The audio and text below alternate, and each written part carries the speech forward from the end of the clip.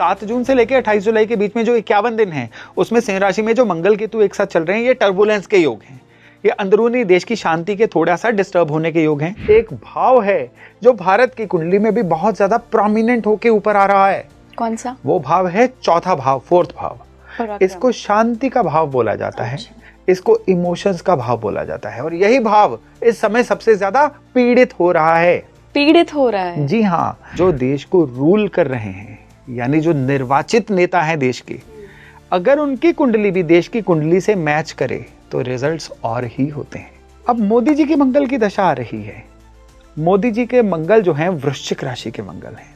वृश्चिक राशि के मंगल जो हैं ये ऐसे कह लीजिए रिकॉर्ड तोड़ डिसीजन लेते हैं जिसकी उम्मीद नहीं होती लोगों को।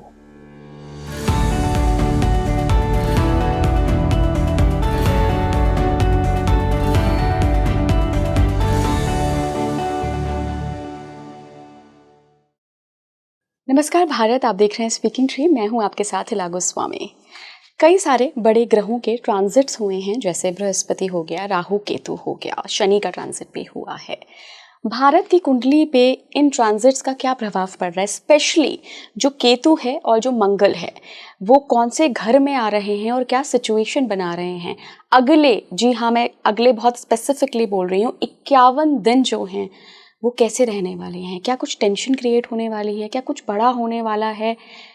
इन्हीं सब पर आज हमने बात करी है और भारत की कुंडली को डिस्कस किया है। चौथा हाउस क्यों इतना ज़्यादा उभर कर आ रहा है और ये क्या बता रहा है, क्या कहना चाह रहा है हमसे, पूरे देश के कॉन्टेक्स्ट में आज हमने बात करी है, भारत की कुंडली को डिस्कस किया है। मेरे साथ जो आज मेहमान जुड़ रहे हैं वो एस्ट्रोलॉजी की दुनिया में एक बहुत बड़ा नाम है और उन्होंने पूरी रिसर्च की है इस लिहाज से कि जो चौथा हाउस है वो क्या बता रहा है, और आज वो अपनी ही रिसर्च को आप सभी के सामने शेयर करेंगे। मैं बहुत बहुत स्वागत करना चाहूँगी renowned astrologer Yogesh Sharma sir का। सर बहुत बहुत स्वागत है। शुक्रिया जी। सर, काफ़ी सारे लोग कंफ्यूजन में हैं कि अब भारत पाकिस्तान के रिश्ते कैसे रहने वाले हैं, क्या युद्ध की तरफ हम बढ़ेंगे? क्योंकि अभी भी हम देख रहे हैं कि लगातार कुछ चल ही रहा है, छोटा मोटा, डायरेक्टली कुछ नहीं हो रहा है बट ऑब्वियसली बॉर्डर पे कुछ चल ही रहा है। एस्ट्रोलॉजी, ज्योतिष विद्या क्या प्रकाश डालती है इस दिशा में? जी देखिए, अगर कुंडली की बात करें तो मैं भारत का आने वाला समय कैसा रहेगा वो भारत की कुंडली के अनुसार बताऊंगा। लेकिन जैसा आपने पूछा कि भारत की कुंडली मतलब कैसे, भारत देखिए अनादिकाल से चलता आ रहा देश है जिसमें सत्ताएं बदली, जिसमें लोग बदले, राजा बदले, लेकिन देश तो वहीं का वहीं रहा। लेकिन उसमें आज की डेट में जो भारत एक गणतंत्र है उसकी कुंडली जो है वो है 15 अगस्त 1947 रात के 12 बजे। अच्छा। ये वृष लग्न की कुंडली है और इसमें लग्न में राहु हैं, और इस कुंडली के अनुसार ही जो भारतवर्ष की दशाएं चलती रही हैं उसके अकॉर्डिंग ही भारत के अंदर घटनाक्रम चलते रहे हैं। इंसान हो या देश हो, किसी भी लाइफ में जो भी चीजें चलती है ना, किसी की भी लाइफ में, वो उसकी दशा के अनुसार चलती हैं। और दशा लॉर्ड जो हैं, अभी भारत के दशा लॉर्ड जो हैं, जब ये पाकिस्तान के साथ टसल हुआ तो ये दशा लॉर्ड जो हैं वो चंद्रमा थे। और बहुत जल्द भारत की कुंडली में दशा परिवर्तन होने वाला है और भारत की कुंडली में मंगल की दशा आने वाली है। अब यहां पे चीजें बहुत इंपॉर्टेंट होके सामने आती हैं। उस इंपॉर्टेंस में मैं सबसे पहले बात करूंगा कि इस समय पूरी कुंडली में कौन सी राशि सबसे ज्यादा पॉपअप हो रही है। राशि एक राशि है, एक भाव है जो भारत की कुंडली में भी बहुत ज्यादा प्रोमिनेंट होके ऊपर आ रहा है। कौन सा? वो भाव है चौथा भाव, 4th भाव। इसको शांति का भाव बोला जाता है, इसको इमोशंस का भाव बोला जाता है, और यही भाव इस समय सबसे ज्यादा पीड़ित हो रहा है। पीड़ित हो रहा है? जी हाँ, तभी मैंने बोला, मैंने पॉपअप वर्ड यूज किया कि निकल के सामने आ रहा है पॉपकॉर्न की तरह। भारत की कुंडली में जो सिंह राशि है ये भारत की कुंडली के चौथे भाव में है। अब अगर किसी देश के चौथे भाव से देखें तो क्या पता चलता है, उसके अंदर जनता के इमोशंस, उस देश के अंदर की सुख शांति, उस देश के अंदर ऊपर ऊपर उठने की ललक, या अपने जो भी देश के अंदर इश्यूज हैं उस पे कंट्रोल करने की कैपेसिटी, ये सारी की सारी चीजें तीसरे और चौथे भाव की जो बाउंड्री है वो देश की बाउंड्री भी कही जाती है। तभी आपने देखा कि जब मंगल कर्क राशि में थे तब क्या हुआ था कि भारत ने बाउंड्री पार करके मारा और पहलगाम अटैक का हिसाब पूरा किया। लेकिन अब जो है मंगल राशि परिवर्तन करके आ गए सिंह राशि में।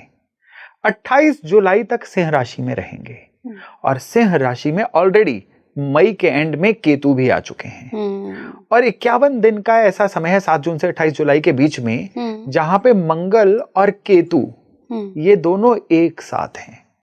अब यहां पे ध्यान देने लायक बात है, बड़ी जबरदस्त बात है कि सिंह राशि अग्नि राशि। अग्नि जो होती है किस चीज के लिए मानी जाती है? गुस्से के लिए, जलाने के लिए, फायर एलिमेंट।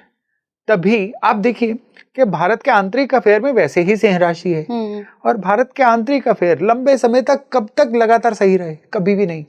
कभी वहां कभी यहां किसी ना किसी बात पे आंतरिक डिस्टरबेंस तो चलती ही रहती है, चाहे वो पड़ोसी देश द्वारा प्रायोजित हो। लेकिन कहते हैं ना, खरबूजा चक्कू पे गिरे या चक्कू खरबूजे पे कटना तो खरबूजे ने है। शांति तो हमारी ही जा रही है ना। क्यों? क्योंकि एक अग्नि राशि शांति के भाव में आ गई। किसी भी इंसान के भी चौथे भाव में जब अग्नि राशि आती है ना, तो उसकी पर्सनल लाइफ में कोई ना कोई उठापटक चलती रहती है, उत्पात चलता रहता है। चलिए वापस इंडिया की कुंडली पे आते हैं। यहाँ पे अब क्या है, मंगल आ रहे हैं। मंगल क्या है? अग्नि ग्रह। साथ में ऑलरेडी क्या है? केतु आ गए। केतु क्या है? अग्नि ग्रह। अब 3 अग्नि फोर्सेस इकट्ठी हो गई। इसमें जो केतु हैं ये सर्जरी के कारक है, काटने के कारक हैं। केतु जो हैं ये हेडलेस वंडर कहे जाते हैं, यानी वो वाली ऊर्जा जो सोचती नहीं है, इंट्यूशन बेस्ड होती है, कर गुजरती है। इंट्यूशन तो केतु का बेटर पार्ट है ना। केतु जब बिगड़ने पे आता है तो बगैर सोचे समझे किए जाने वाला उत्पात केतु का होता है। और मंगल क्या है? मंगल जो है ये भी कहीं ना कहीं उत्पात का ही कारक है। जितनी लड़ाइयां होती हैं उसके पीछे मेन फोर्स मंगल होती है। और मंगल का चौथे भाव में आना मंगल के अच्छे एट्रीब्यूट्स नहीं दिखाता है, मंगल के नीच प्राय खराब एट्रीब्यूट बताता है। अब भारत की कुंडली में क्या होगा कि अगले 51 दिन तक तो चीजें इसी तरह से चलने वाली हैं कि किसी ना किसी बात पे आंतरिक शांति खराब होगी।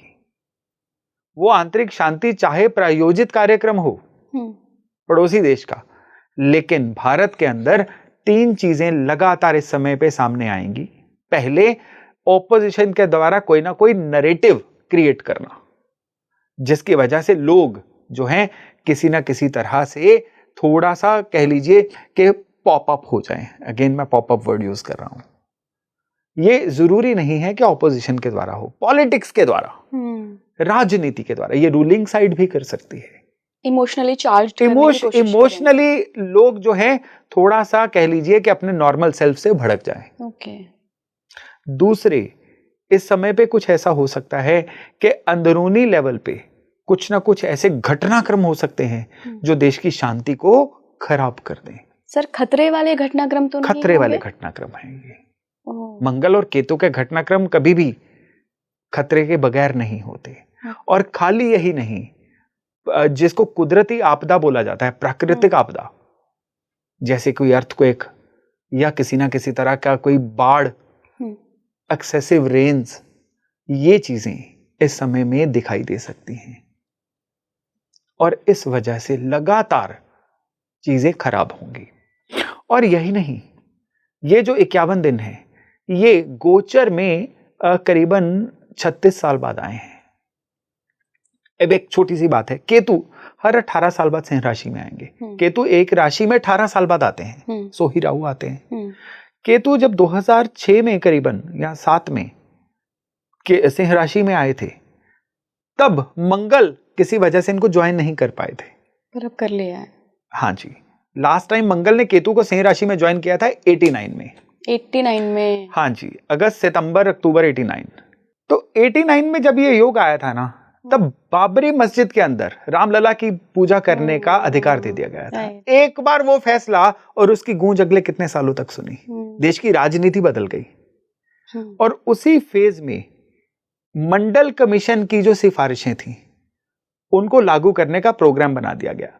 प्रोग्राम बनाया गया, लागू उससे 1 महीना बाद हुई और उसके बाद वो भी देश की राजनीति बदलने वाला सीन रहा। खाली यही नहीं, दुनिया के लेवल पे भी बड़े चेंजेस आए। चाइना में थाइनामिन स्क्वायर कांड, आज की जनरेशन को अगर नहीं पता है तो गूगल कर लें, जिसमें 3,3500 स्टूडेंट्स जो थे वो अपने जान से हाथ धो बैठे थे। चाइनीज आर्मी ने उनके ऊपर पूरे के पूरे फोर्सेस चढ़ा दी थी। ये भी मंगल केतु के सिंह राशि के दौरान हुआ।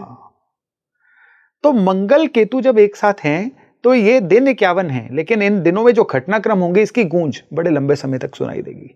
लेकिन इसमें अच्छी चीजें भी हुई थी। इसमें जो लेबर रिफॉर्म्स हुए, दुनिया भर में इंडस्ट्रियलाइजेशन का कॉन्सेप्ट बदल गया था उसके दौरान। लेकिन भारत की स्टोरी की बात कर रहे हैं, वो यहां पे तो नहीं रुकेगी, बहुत आगे तक जाएगी। अब सिंह राशि जो है इस समय में man of the match Singh राशि कह लीजिए आप, या कह लीजिए पूरी स्पॉटलाइट सिंह राशि पे घूमी हुई है, क्योंकि सितंबर महीने में सिंह राशि में ग्रहण भी लगेगा। फिर से मार्च महीने में 2026 में सिंह राशि में ही ग्रहण लगेगा। जिस राशि में ग्रहण लगता है, देश में उस राशि से संबंधित घरों में उत्पात होता है। तो जैसा मैंने बताया कि उत्पात कहां है, आंतरिक शांति में, चौथे घर में। हाँ जी। और यही नहीं, इसमें आगे एक और एडिशन है। वो एडिशन है कि जो देश को रूल कर रहे हैं, यानी जो निर्वाचित नेता हैं देश के, अगर उनकी कुंडली भी देश की कुंडली से मैच करे तो रिजल्ट्स और ही होते हैं। और निर्वाचित नेता कौन है देश के? माननीय प्रधानमंत्री नरेंद्र मोदी। प्रधानमंत्री जी की भी मंगल की दशा जो है, उनका वृश्चिक लग्न है, वृश्चिक राशि है, और उनकी भी चंद्रमा की 10 साल की दशा चल रही थी। अब उनकी भी मंगल की दशा है। भारत की भी वही दशा, प्रधानमंत्री की भी वही दशा। और एक आप दुनिया भर के जो बड़े नेता हैं, मैं छोटे देशों की या जहां पे डमी गवर्नमेंट, सूडो गवर्नमेंट्स होती है, उनकी बात नहीं कर रहा हूं। जो देश अथॉरिटी वाले देश हैं दुनिया में, आप उनका कभी भी नोट कर लीजिए, जो उस समय उस देश की दशा अंतरदशा चल रही होगी ना, उस समय का जो लीडर आएगा उसका वही दशा वाला प्लेनेट प्रोमिनेंट जरूर होगा किसी ना किसी रूप में। तो यहाँ सर क्या रिजल्ट मिलेंगे अगर मोदी जी की भी मंगल की दशा? अब मोदी जी की मंगल की दशा आ रही है। मोदी जी के मंगल जो हैं वृश्चिक राशि के मंगल हैं। वृश्चिक राशि के मंगल जो हैं ये ऐसे कह लीजिए रिकॉर्ड तोड़ डिसीजन लेते हैं जिसकी उम्मीद नहीं होती लोगों को। और डिसीजन कौन से? चंद्रमा के डिसीजन थे इमोशनल डिसीजंस, मंगल के डिसीजन होंगे हार्ड डिसीजंस। कुछ ऐसे लॉज आ सकते हैं जो एकदम रिफॉर्मिंग लॉज हों, ट्रांसफॉर्म करके रखते हैं इंडिया को, और उसकी वजह से भी जनता शुरुआती दौर में थोड़ा सा हड़बड़ा जाए या रिस्पॉन्ड करे, लेकिन ओवरऑल भारत की ट्रांसफॉर्मेशन होगी उससे। और दूसरे, अगर कोई हरकत पड़ोसी देश यानी पाकिस्तान या बांग्लादेश के द्वारा होती है, इवन चाइना के द्वारा भी होती है, तो उसकी भी इतनी बिफिटिंग रिप्लाई अब होगी कि जो पहले हमने ना देखी थी ना सुनी थी। इंसान की सोच ना पिछले रिजल्ट्स का एक सार होती है। जब तक ये हमारी सर्जिकल स्ट्राइक नहीं हुई थी तो हम डॉजियर सौंप रहे थे, कड़ी निंदा कर रहे थे। उसके बाद जब भी कोई ऐसी घटना होती तो हमें लगता था अब सर्जिकल स्ट्राइक होगी, लेकिन इस बार पैरामीटर बहुत हाई हो गया है। इस बार क्या है, मिसाइल अटैक्स हुए। लेकिन अब प्रधानमंत्री की भी जब मंगल की दशा, ऊपर से सिंह राशि में ग्रहण, इसमें कुछ ऐसे योग बन रहे हैं कि अगर इस बार रिप्लाई करना पड़ा तो ये रिप्लाई बहुत ही लाउड होने वाला है, बहुत ही जबरदस्त होने वाला है। मैं ये नहीं कहूंगा कि युद्ध हो जाएगा, लेकिन स्थितियां युद्ध से कम भी नहीं होंगी। तो सर ये भी तो कुंडली में दिख रहा होगा ना कि परिस्थितियां बनेंगी या नहीं, कोई तो परिस्थितियां डेफिनेटली बनेंगी। तो मतलब पाकिस्तान शांत नहीं होने वाला? जी नहीं। लेकिन यहाँ पे खाली देखिए, जब भी अशांति की बात आती है हम केवल पाकिस्तान का नाम क्यों लेते हैं? पाकिस्तान तो ये तो एक गिवन कंडीशन है, सदा अशांत। बट ये है ना सर कि चाइना लेकिन भी इस बार हम अपने बिल्कुल कह लीजिए जलन के मारे हुए पड़ोसियों से घिरे हुए हैं।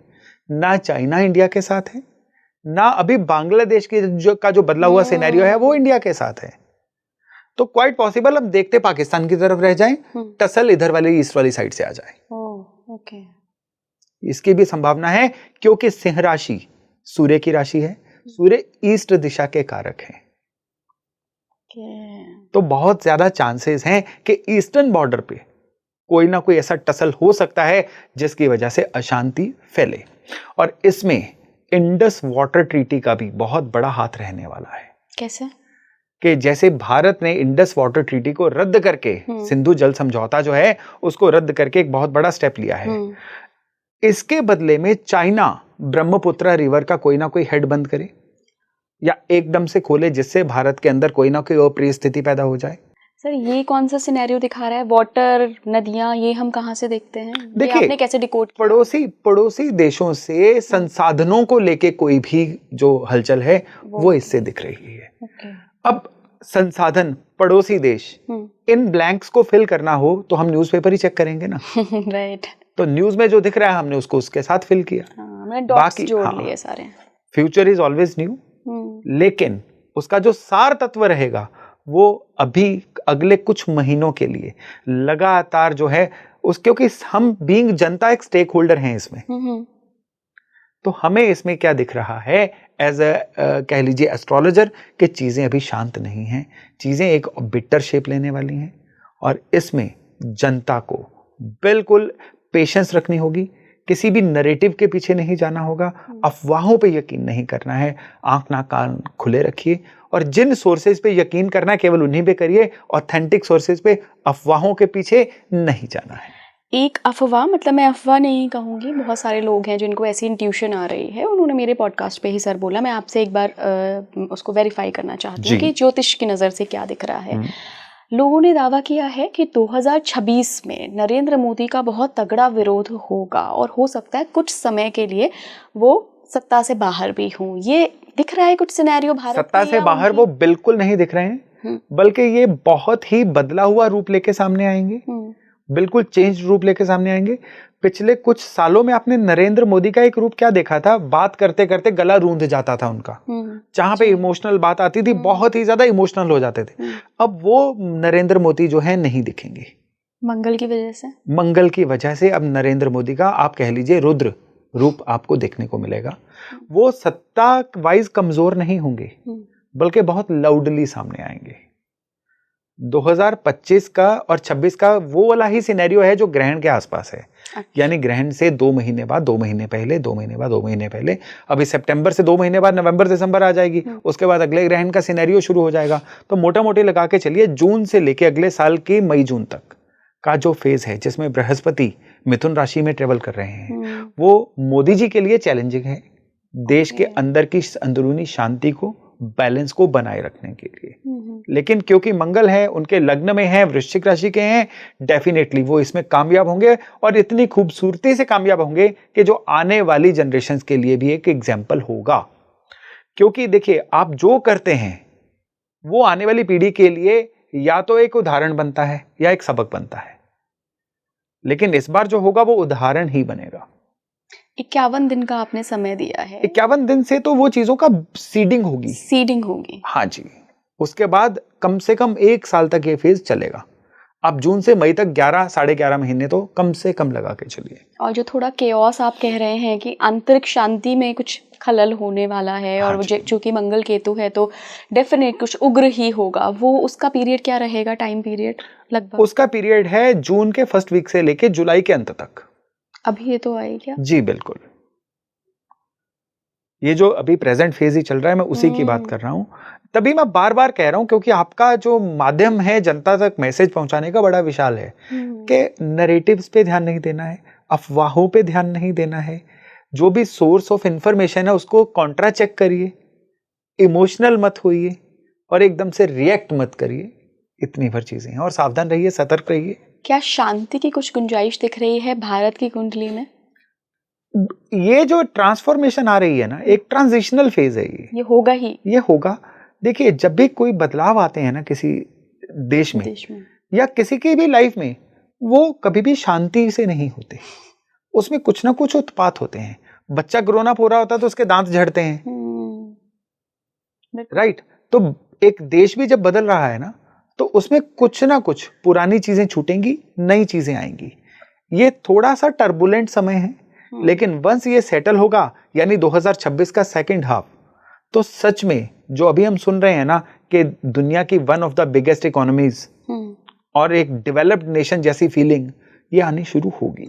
इसी पे मेरा अगला सवाल है कि फाइनेंशियल अबंडेंस हम अगर देखें भारत की, वो आपको कब से दिख रही है? अभी देखिए, सबसे पहली बात है कि हमारी फाइनेंशियल अबंडेंस जो है वो 3 कारणों से रुकी हुई है। कौन से? कि हम केवल, हमें दिख तो रहा है कि हम ऐसा कर सकते हैं क्योंकि हमारे पास क्या है, यूथ का पोटेंशियल है, लेकिन पॉलिसी मेटर उसका साथ नहीं दे रहे हैं। दूसरा, भारतीयों में भी सिविक सेंस जो है उसके अकॉर्डिंग नहीं है। कोई भी इंसान जो है लेबर लॉ से बंध के ही काम करना चाहता है। कोई इंसान कहते 70 घंटे हफ्ते में काम करना है तो वो ट्रोल होना शुरू हो जाता है। कभी जो भी डेवलप्ड नेशन है उनमें एक ओपन प्लेटफॉर्म होता है, गुंजाइश होती है बात करने की, जो यहाँ पे नहीं है।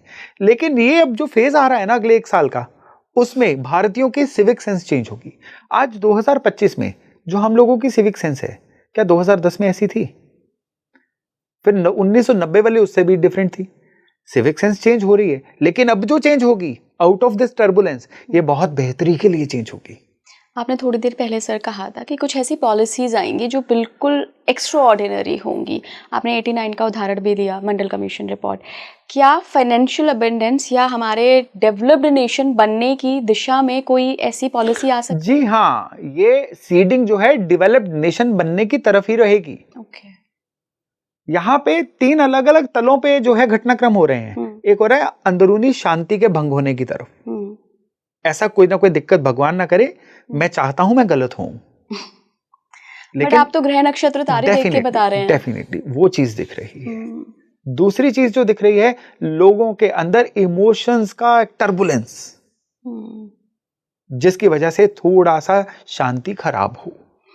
लेकिन तीसरा क्या दिख रहा है, कुछ ऐसा बदलाव जिससे लोगों की सिविक सेंस में बहुत बड़ा बदलाव आए और हम एज ए मैच्योर्ड जनता उभर के ऊपर आए, और उसकी वजह से देश जो है ये दुनिया की बड़ी इकोनॉमी बने और डेवलप्ड नेशंस की तरफ बढ़ना शुरू हो। इंडस्ट्रियलाइजेशन, और उस इंडस्ट्रियलाइजेशन को सपोर्ट करने वाली जनता और उसको सपोर्ट करने वाला इंफ्रास्ट्रक्चर, इसकी सीडिंग भी अगले 11 महीने में होने वाली है। बहुत सारे लोग न्यूक्लियर अटैक की भी बात कर रहे हैं सर, कि अगर कुछ ऐसा सिनेरियो बिगड़ता है, ये मैं लिख के दे देता हूं, कोई न्यूक्लियर अटैक नहीं होगा और ऐसा कोई भी डर नहीं है। ऐसे ही दीवारों से लग लग के चलना बंद करिए केवल, और बाहर से कोई, मैं सीधी बात बताऊं कि कोई फुल टाइम वॉर के योग नहीं है। ज्यादातर जो है वो इंटरनली चीजों को निपटने में बहुत समय जाने वाला है। मैंने पिछली सारी डिस्कशन में कहीं पे भी ये नहीं कहा है कि पड़ोसी देशों से वॉर होगी। पड़ोसी देशों से टसल्स हो सकती हैं। ये टसल्स जो हैं अंदर कोई नैरेटिव क्रिएट कर सकती हैं, लोगों के अंदर इमोशंस ला सकती हैं, but they will not switch into a full time war. गृह युद्ध का तो कोई संभावना नहीं, भगवान ना करे, ऐसी कोई दिक्कत नहीं है। शेयर मार्केट पे भी सर थोड़ा जानना चाहूंगी मैं कि शेयर मार्केट का भी हमने काफी अप डाउन बहुत देखा। आगे आने वाली स्थिति कैसी रहने वाली है? देखिए, शेयर बाजार में क्या है कि जब भी नॉर्मली शनि और बृहस्पति 2 स्लो चलने वाले प्लेनेट हैं, शेयर बाजार को ये कंट्रोल करते हैं। जब भी हम शेयर बाजार के मैटर देखते हैं ना, शनि गुरु को जरूर देखते हैं। तो इसमें क्या है, जब जब शनि बहुत ज्यादा एक्टिव हो जाएंगे ना शेयर बाजार में, तो शनि क्या करेंगे, धीमा कर देंगे बाजार को। और जब जब गुरु एक्टिव होंगे, ये बाजार को अपवर्ड लेके जाएंगे। राइट। तो अभी क्या है कि बृहस्पति खुद अपने दुश्मन बुध की राशि से निकल रहे हैं। तो पूरे 1 साल के लिए बृहस्पति क्या करेंगे, फ्लक्चुएट करते रहेंगे। तो और दूसरे शनि क्या कर रहे हैं, वो बृहस्पति की राशि से निकल रहे हैं, मीन से। तो शेयर बाजार के लिए पूरा जून की 3 तारीख 2026 तक कोई ज्यादा रिलीफ नहीं है। एक लिमिट से नीचे नहीं जाएगा, लेकिन बहुत ज्यादा कोई फिनोमिनल फेज नहीं आएगा ग्रोथ का।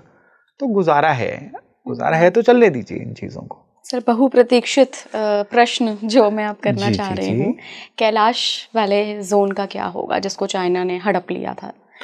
देखिए, अगर आप उम्मीद कर रहे हैं कि अगले 1 साल 1.5 साल, क्योंकि अगर हम देश की चर्चा करेंगे ना, तो वो मैं 1-1.5 साल के पैकेट में ही करूंगा। मैं जियोपॉलिटिकल सिनेरियो जो 10-10 साल के पैकेट में चलते हैं उसकी बात नहीं करूंगा। बट हम लैंड तो देख सकते हैं ना कि हमारे पास लैंड। मैं वही कहने चाह रहा हूं कि कम से कम अगले 5 साल तक उसका कोई भी फैसला नहीं होने वाला है।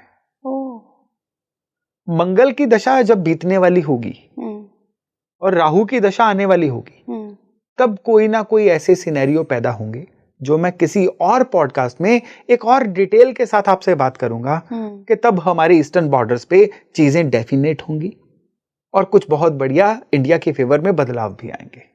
हमारी भारत की वृष लग्न की कुंडली है, चौथे हाउस में 5वीं राशि है, सिंह राशि है, मंगल केतु उसमें साथ में है। मंगल साथ आएंगे गोचर में, केतु आ चुके हैं, हाँ जी, और मंगल ज्वाइन कर रहे हैं। सर चौथे घर से हम वाहन देखते हैं, हम सुख सुविधा देखते हैं, क्या लैंड भी देखते हैं हम? चौथे भाव से लैंड भी देखते हैं। और मंगल तो सर लैंड का कारक भी, मंगल लैंड का कारक है, लेकिन चौथे भाव में मंगल फेवरेबल नहीं होता है। अच्छा, मंगल जो है का कालपुरुष, मंगल दिग्बली होता है 10वें भाव में, हाँ, शनि के भाव में जी। तो मंगल चौथे भाव में जो है इमोशंस, मंगल का काम नहीं है, हाँ। तो इमोशंस से मंगल को डील करना नहीं आता, मंगल इज फोर्स। तो सर यहाँ पे हम कालपुरुष को देख रहे हैं कि कालपुरुष के हिसाब से चौथा भाव, जब जहाँ भाव की बात होगी वहाँ कालपुरुष की बात होगी। अच्छा, तो यहाँ भाव बल ज्यादा है, राशि बल नहीं। जी हाँ, राशि बल जो है वो उस भाव को जलाने का काम कर रहा है ना। अच्छा, शांति के भाव, सिंह राशि। जी हाँ, ओके। इसके अलावा सर आपको कुछ दिख रहा है कि हम गेन्स करेंगे? अमेरिका के साथ हमें क्या संबंध दिख रहे हैं? अमेरिका के साथ जो संबंध है ना, जुलाई के बाद इंप्रूव होने शुरू होंगे। जुलाई तक जो संबंध है वो अगेन बनते बिगड़ते ही रहेंगे, लेकिन जुलाई के बाद अमेरिका के साथ जो संबंध है इंडिया के बेहतर होने शुरू होंगे। लेकिन जो यूक्रेन रशिया वॉर है वो अगले 51 दिन में बहुत बेटर शेप लेगी। अभी देखिए सर, जी हाँ, बेस काम पे बिल्कुल, उसमें बिल्कुल रिवेंजफुल एक्टिविटीज, और ये जब जुलाई बीतेगा, अगस्त आएगा, उसके बाद मे बी ये वॉर भी जो है ये समअप होने की तरफ कहीं ना कहीं जाना शुरू हो जाएगी, जब मंगल जो हैं ये कन्या राशि में जाएंगे। सर अभी आपने कहा कि हम अभी भाव बल देख रहे हैं, लेकिन राशि बल भी तो देखेंगे, तो सिंह राशि की क्या एट्रीब्यूट्स हैं फायर के अलावा? जी बिल्कुल, देखिए सिंह राशि नेम एंड फेम की राशि है, गुडविल की राशि है, प्रोमिनेंस की राशि है। सिंह राशि एजुकेशन की राशि है, सीखने की राशि है।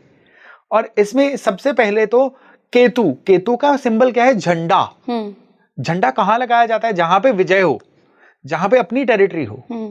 तो पहली बात तो ये है कि जो भी इंडिया में मैं टर्बुलेंस ये वो अंदाजा लगा रहा हूं, उसमें भारत विजयी होकर सामने आएगा।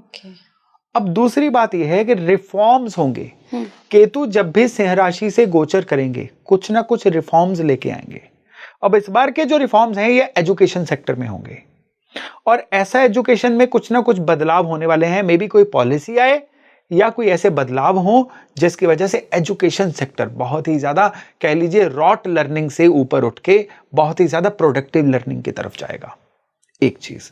दूसरी चीज, भारत का जो भी विदेशों में हमने अपने मंडल भेजे थे, अपने जो डेलीगेशंस भेजे थे, अब उनका हमें फ्रूट्स मिलने शुरू होंगे। भारत का जो भी प्रभामंडल है, ऑरा है, ये पूरी दुनिया में आज से कहीं बेहतर होगा। जब भारत ने पाकिस्तान पे आतंकी कैंपों का सफाया किया 6 मई को, बहुत सारे ऐसे देश थे जिनको पूरी पिक्चर ही नहीं पता थी, वो पाकिस्तान के फेवर में स्टेटमेंट्स दे रहे थे। अभी आपने देखा कोलंबिया ने अपनी स्टेटमेंट चेंज की। अब धीरे धीरे कितनी ही नेशंस लाइन अप होंगी भारत की फेवर में। और इसमें एक और अच्छी चीज दिख रही है जिसकी सीडिंग अभी होगी, रिजल्ट्स बाद में आएंगे। यूनाइटेड नेशंस में भारत को एक बहुत ही इंपॉर्टेंट पोजीशन भी मिलने वाली है। ये सब सिंह राशि की वजह से हो रहा है? जी हाँ, ये सिंह राशि की वजह से होगा।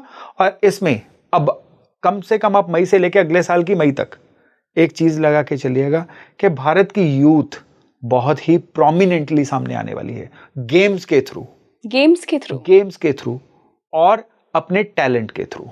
और भारत में आर्टिफिशियल इंटेलिजेंस अगले 8 से 11 महीने में बहुत ही रिमार्केबल लैंडमार्क स्थापित करने वाला है।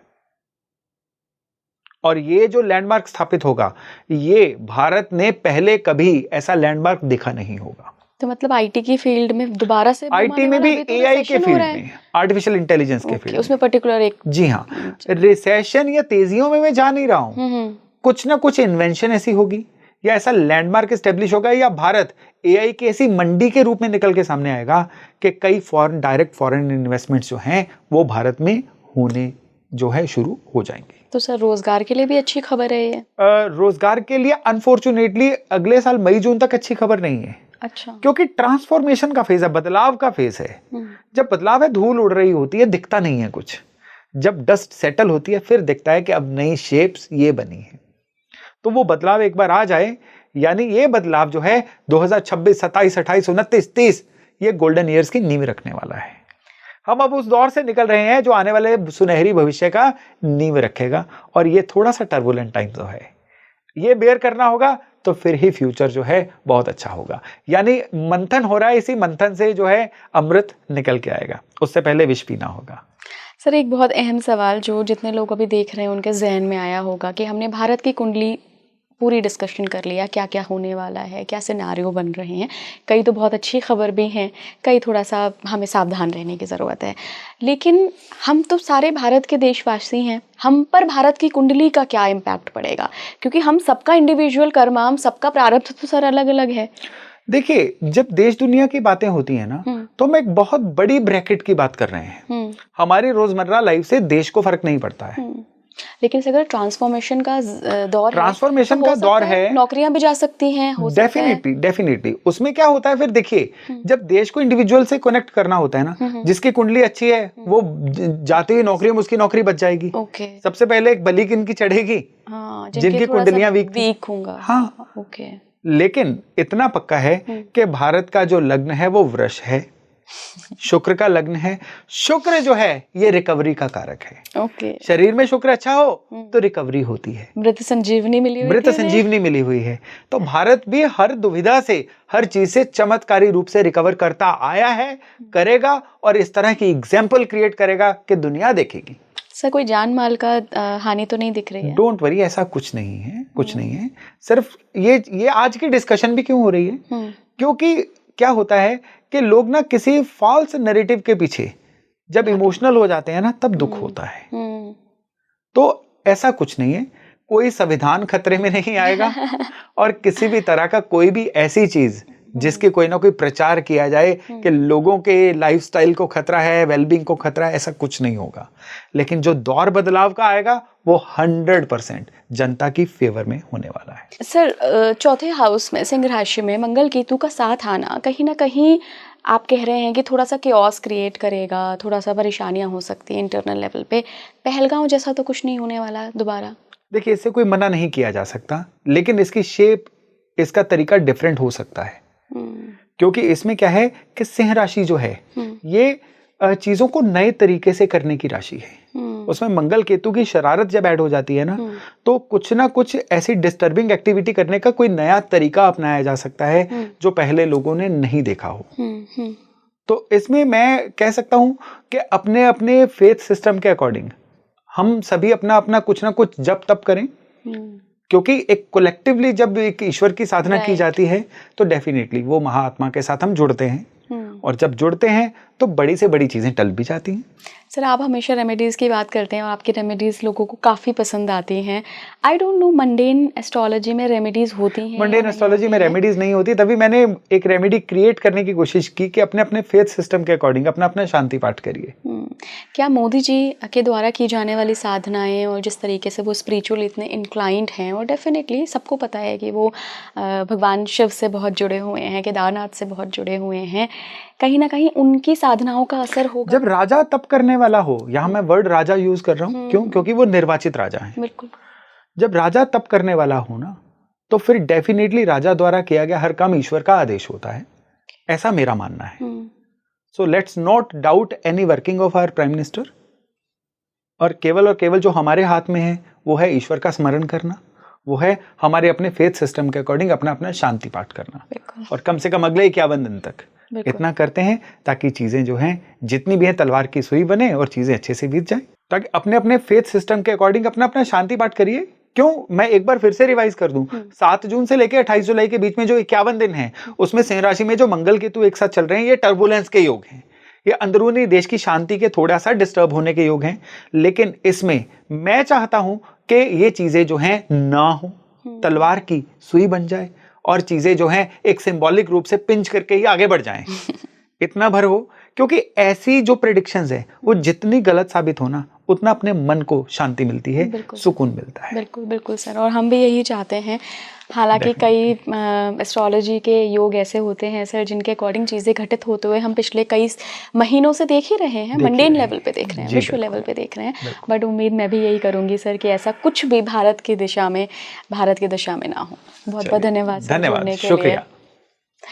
आपसे भी बस मैं लास्ट में यही कहूँगी, जैसा सर ने बताया कि मंडेन में कोई रेमेडी नहीं होती है, लेकिन आप अपनी तरफ से जो कर सकते हैं वो डेफिनेटली तप है, साधना है, ईश्वर को याद करना है, उनसे प्रार्थना करनी है, क्योंकि हम एक विकसित देश बनने की दिशा में बहुत अच्छे से आगे बढ़ रहे हैं। कुछ भी ऐसा केओस ना हो, कुछ भी भारत के साथ गलत ना हो, इसलिए प्रार्थना करिए कि शांति बनी रहे विश्व लेवल पर।